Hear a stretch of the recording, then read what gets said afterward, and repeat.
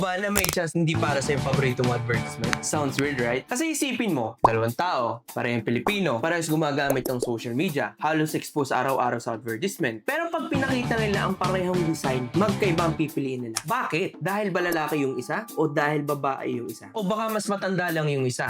And if designer ka, should you even care? Well, apparently yes. What's up guys? Welcome. Hi, I'm Ian. Ngayon ang topic natin for today is about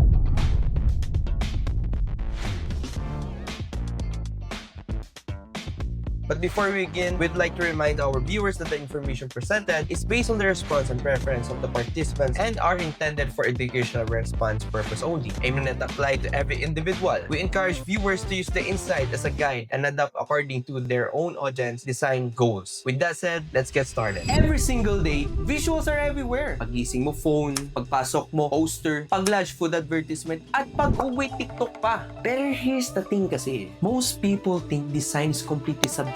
Kanya-kanyang taste lang yan eh. Depende sa tao. At totoo naman. Pero paano pag may patterns pala? Paano pag may mga bagay na paulit-ulit pinipili ng isang generation? At may mga ibang bagay na paulit-ulit pinipili ang isa pa? And that is exactly what we wanted to find out. So sa study na to, 384 respondent mula sa Lipa City, Batangas ang pinagkumpara sa iba't ibang advertisement designs. This study didn't only compare Generation Y and Generation Z. We also examine visual preferences according to sex. Simple lang ang tanong, alin ang mas gusto mo? At sa simpleng tanong na yon, may mga interesting patterns kami natuklasan. Let's start with the color. Let's do a quick experiment. Imagine, dalawang advertisement, parehong produkto, parehong presyo, parehong mensahe. Ang pinagkaiba lang ay kulay. Do you think it matters? According to our finding, it does. Isa sa pinakamalaking difference na nakita namin ay nasa color preference. Nagkaroon kami ng significant difference sa pagitan ng Generation Y at Generation Z pagdating sa kulay.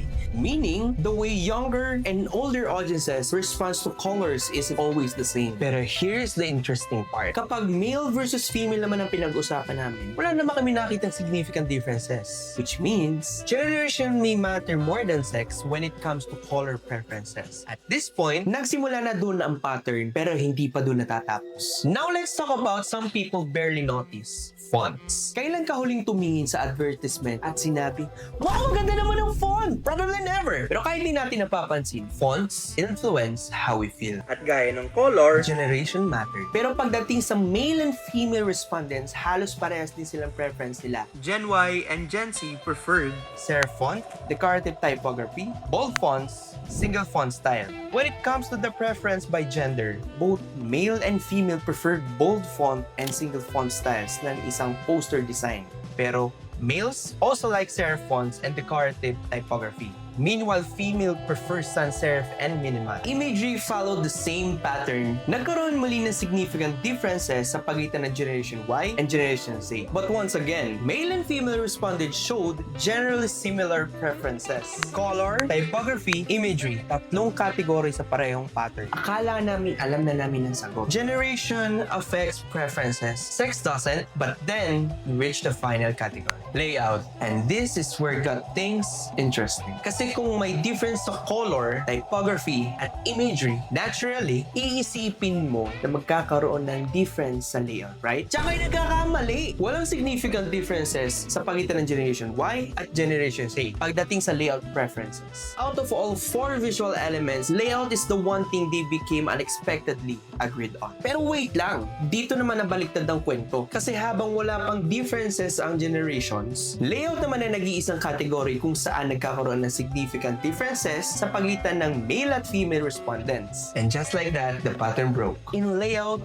both generations preferred symmetrical, maximalist, and visual-heavy composition. So what did we learn? After analyzing the response of 384 participants, one thing became clear. Visual preferences are not entirely random. Generation Y and Generation Z differ significantly in color, typography, and imagery. But surprisingly, when they shared similar preferences when came to layout. Meanwhile, male and female respondents showed similar preferences across all visual elements except one, layout. So now that we know the visual preferences, ngayon, paano naman natin magagamit ang mga ito sa paggagawa ng visual communication material? So here are some practical tips based on the findings of this study.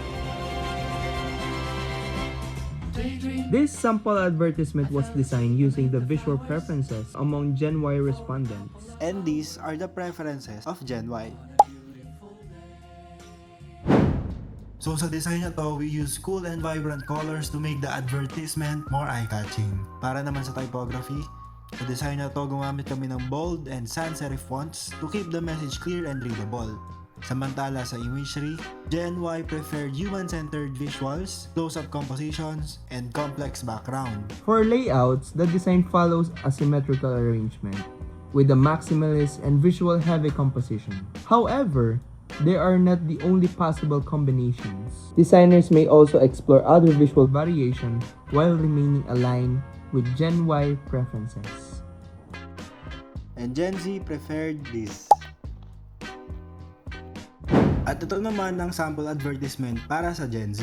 For colors, the design incorporates neutral color palettes, monochromatic schemes, warm colors, and vibrant accents. Sa design na to, gumamit kami ng vibrant colors at warm colors. For typography, the design uses a serif fonts, decorative typography, bold font weights, and a single font style. For imagery, the design features a product-centered visuals, close-up composition, and complex backgrounds, and texture imagery. For layouts, the design follows a symmetrical balance, maximalist arrangement, and visual-heavy composition. These are not only the possible combinations. You may also explore other visual variations, gaya nito. Of course, these preferences are not meant to be strict design rules. Every audience has its unique. And effective design will always require creativity, experimentation, and understanding. Because effective visual communication is not only about creating attractive designs, it's about creating designs that connect with people we're trying to reach. Thank you for watching!